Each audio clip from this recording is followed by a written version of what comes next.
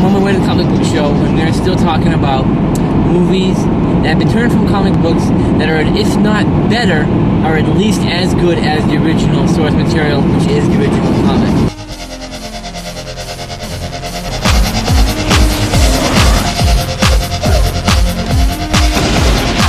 Josie and the Pussycat. Now, in bringing up Josie and the Pussycats, you probably are rethinking your argument. Well, they can't make any good comic book hero movies. And there you have kind of an argument, because the comic book hero is such a subjective thing. It's really all in the eye of the beholder. For example, Batman is a perfect example. There are people who love the Adam West Batman. I love the Adam West Batman. Wicked, campy, totally fun. Is it realistic? No. And then you fast forward, 20 plus years to the Tim Burton Batman, where, the rubber black suits, and it's more stylized, much more artsy, much more gothic, and much more action-packed, and just kind of what people wanted to see in Batman at the time. And then, of course, you got the Christopher Nolan Batman. Now, the more I experience the Christopher Nolan Batman, maybe this last movie will prove me wrong, I'm no longer appreciating the reality of it. My personal taste, I think if they would have taken a little bit of the Christopher Nolan reality and tweaked it into the Tim Burton style, it would be the ultimate movie. Because it's all in the eye of the beholder. I mean, I'm not really... I love the Christopher Nolan movies, but I've come to the conclusion I don't like the Batman. I don't like that outfit. I don't like the fact that the Batmobile is just a tank painted black. I'm glad these films exist. I'm glad people are there. I'm glad people are enjoying them. It is kind of cool to see how they justify some of the things that Batman can do.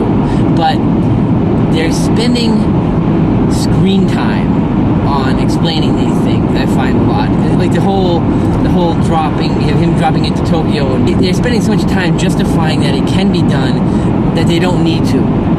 It's almost like it becomes a little episode of Mythbusters within the movie. This can happen because they used to do it in Vietnam. I want to drop in and I'm going to get him and come out without even landing in a plane. Like, really? Okay, awesome.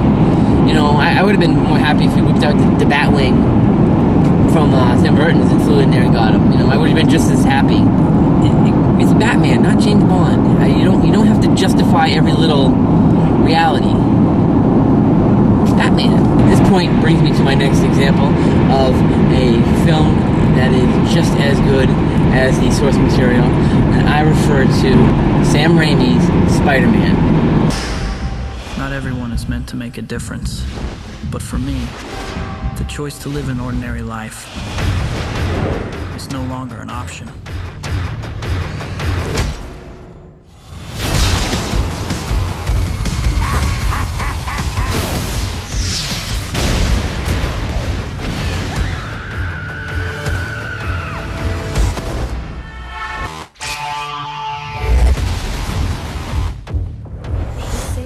Twice, and I've never even seen his face.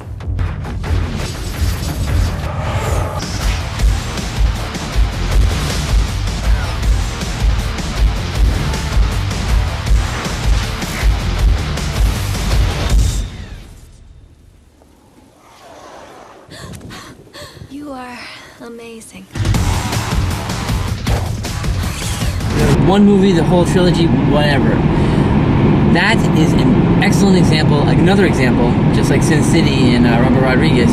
You get some prime source material, you get a prime director who takes the source material really seriously and who's a fan, then you get something great. Really, he is very versatile. He's done westerns, he's done almost every type of genre movie there is out there. Of course, you got Tobey Maguire to play Peter Parker, and he played on the edge of the classic Spider-Man, the Amazing Spider-Man, and just a little bit of the new edge where, Peter Parker is not, a geek, nerd, scientist playing with a science kid in a room, but no, he's a photographer. He's a kind of you could say a techno geek, a school newspaper kind of geek, I guess is what you could call him. It was the perfect blend of elements of Spider-Man to create this fantastic story. Even though there's some elements that are not true to the comic book series, it's so well done that it stands alone. You can tell that Sam Raimi was indeed a fan of the comic book series. I mean,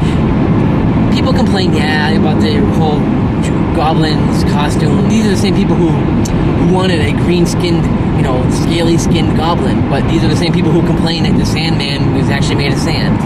I mean, no way to win it.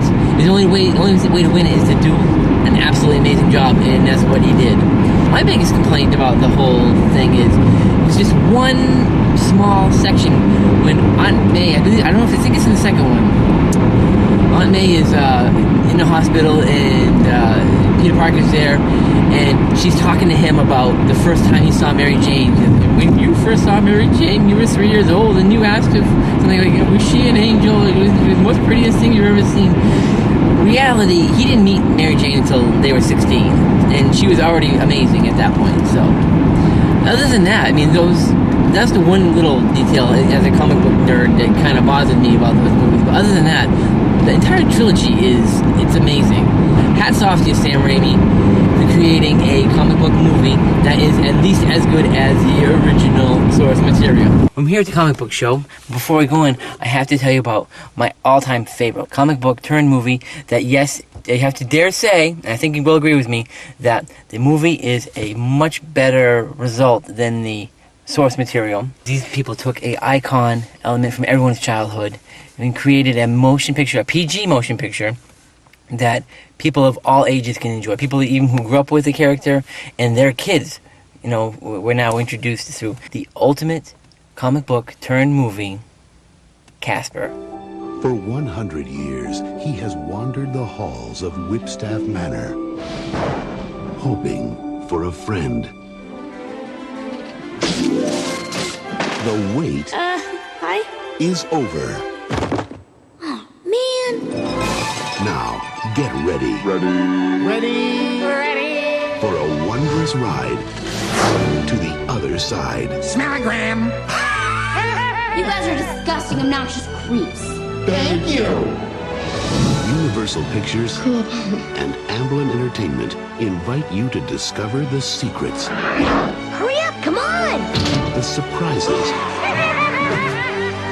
and the spirit Casper, this is beautiful. of Casper. I'm gonna be alive. I mean, if nothing else, the story is great. A character like Casper is always constantly meeting new people, so it wasn't a problem introducing a whole bunch of new people. The ghost therapist, played by Bill Pullman, or the daughter played by, what's her face there? I'm drawing a blank on her name. Anyways, her name's right here. It's about time. This was a classic example of a character from everyone's childhood brought to life in the modern day cinema with excellent effects, great story, good acting, and if nothing else, if you take nothing else from this movie, at least you finally learn from the creators themselves of Casper how he died. I begged and begged my dad to get me this sled. And he acted like I couldn't even have it, because I didn't know how to ride it. And then one morning, I came down for breakfast, and there it was, just for me, for no reason at all. I took it out, went sledding all day, and my dad said that's enough, but I couldn't stop. I was having so much fun. It got late, got dark, got cold, and I got sick. My dad got sad. That scene just ripped my heart out when I first saw it. There you have it. You don't have to like them, but you have to agree that they were as great as, or if not better than, the source material they came from. My name's Andy. Good night.